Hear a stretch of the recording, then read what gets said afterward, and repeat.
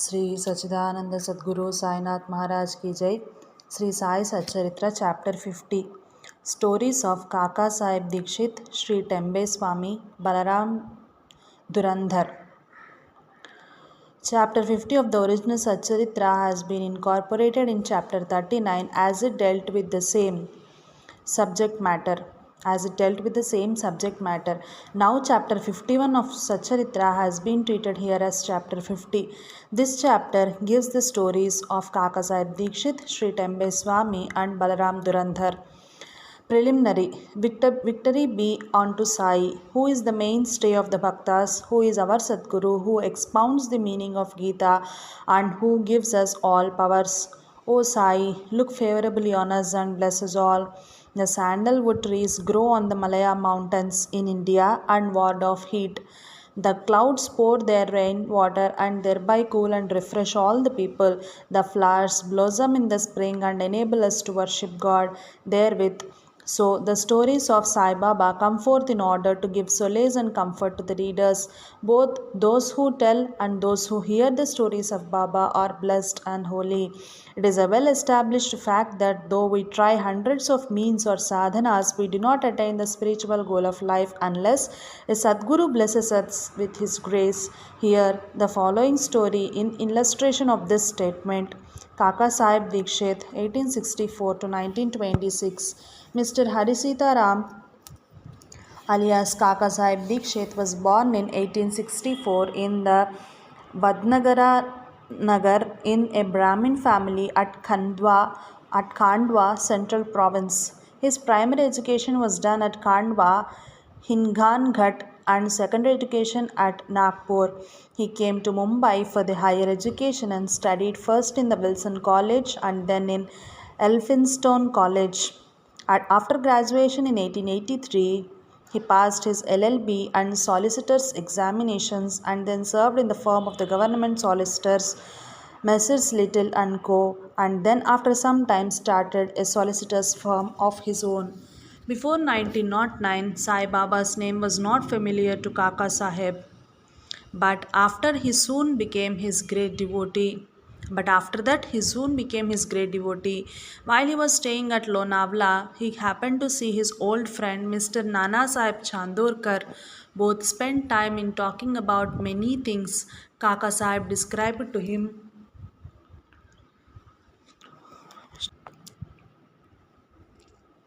Kaka Sahib described to him how, while he was boarding a train in London, he met with an accident in which his foot slipped and was injured.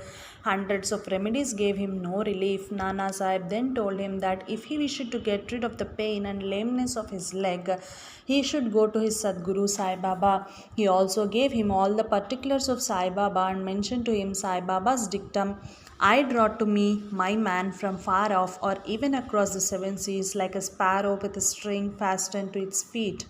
He also made it clear to him that if he was not Baba's man, he would not be attracted to him and given darshan. Kaka Sahib was pleased to hear all this and said to Nana Sahib that he would go to Baba, see him and pray to him to cure not so much his lame leg but bring round his lame fickle mind and give him eternal bliss. Some time after, Kaka Sahib went to Ahmednagar and stayed with Sardar Kaka Sahib Mirikar in connection with securing votes for a seat in Mumbai Legislative Council. Mr. Bala Sahib Mirikar, son of Kaka Sahib Mirikar, who was a Mamaltadar of Kopargaon, also came at that time to Ahmednagar in connection with a horse exhibition there. After the election business was over, Kaka Sahib Dikshit wanted to go to Shirdi, and both the Mirikar's father and son were also thinking about a fit and proper person as a guide with whom she should be sent there. There, Sai Baba was arranging things for his reception. Shama got a telegram from his father-in-law at Ahmednagar saying that his wife was seriously ill and that he should come to see her with his wife. Shama, with Baba's permission, went there and saw his mother-in-law and found her improving and better. Nana Sahib Fanse and Appa Sahib Gadre happened to see Shama on their way to the exhibition and they told him to go to Mirikar's house, see Kaka Sahib Dikshit there and take him to Shirdi along with him. Kaka Sahib Dikshit and the Mirikars were also informed of Shama's arrival.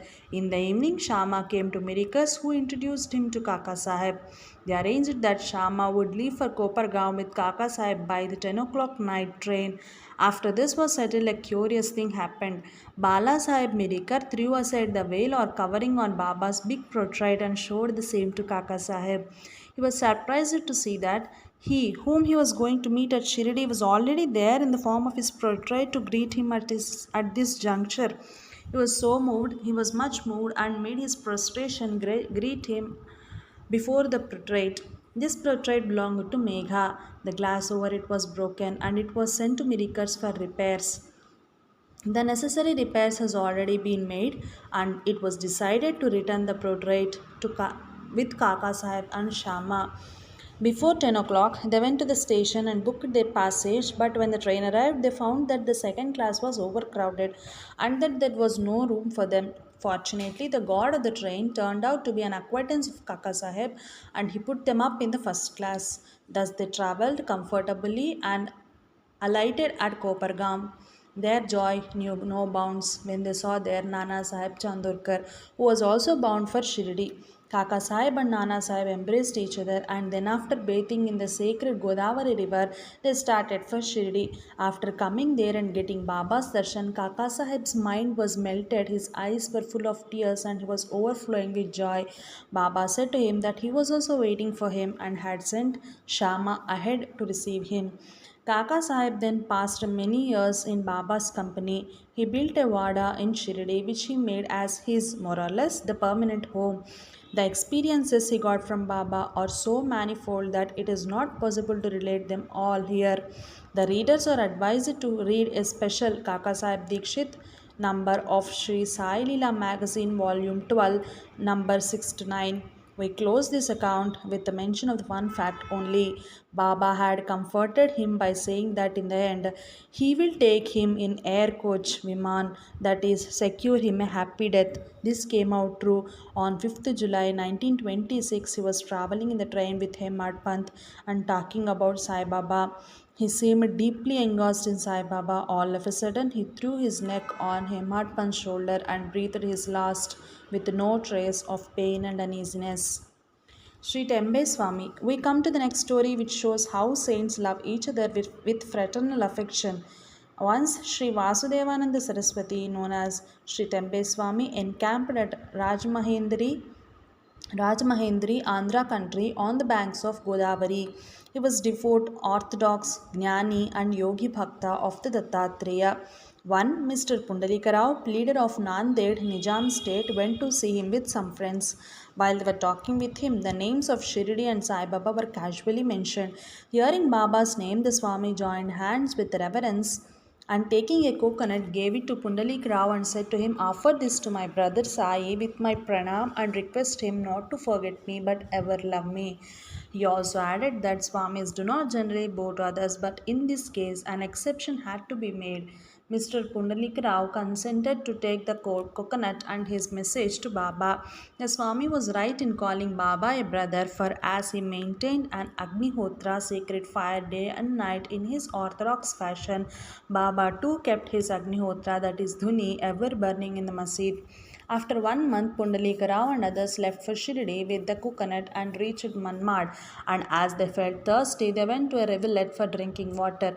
As water should not be drunk on an empty stomach, they took out some refreshment, that is chivda, flattened rice mixed with spice.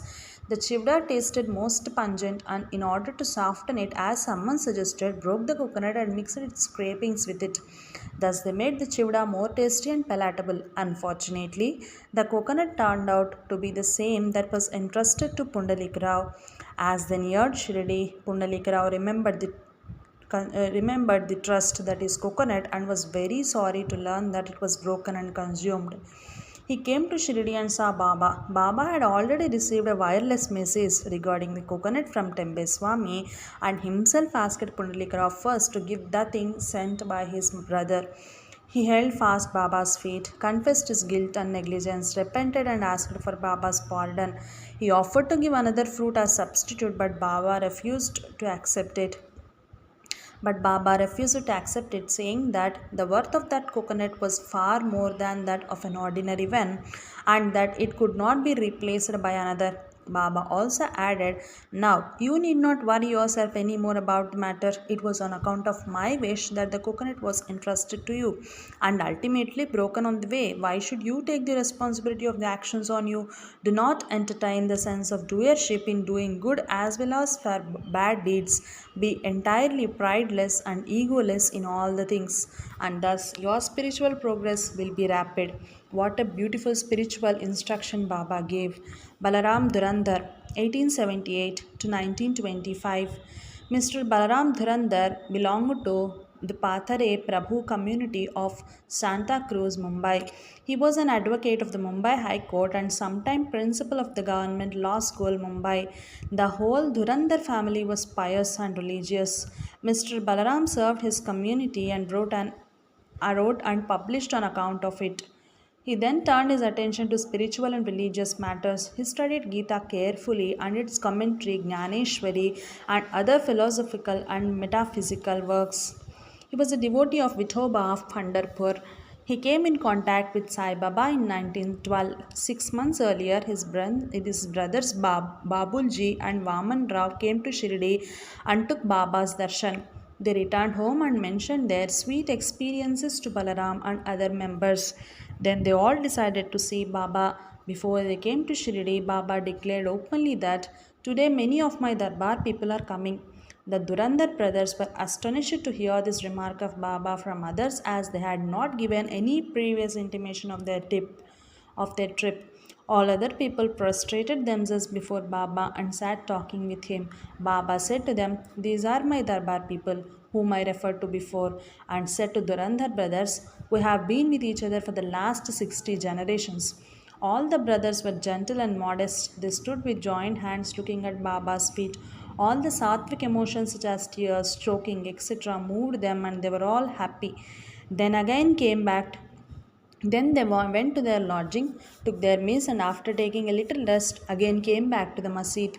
Balaram sat near Baba, massaging his legs. Baba, who was smoking the chillum, advanced towards him and beckoned him to smoke it. Balaram was not accustomed to smoking, still he accepted the pipe, smoked it with great difficulty, and returned it reverentially. This was the most auspicious moment for Balaram. He was suffering from asthma for 6 years. The smoke completely cured him of the disease, which never troubled him again.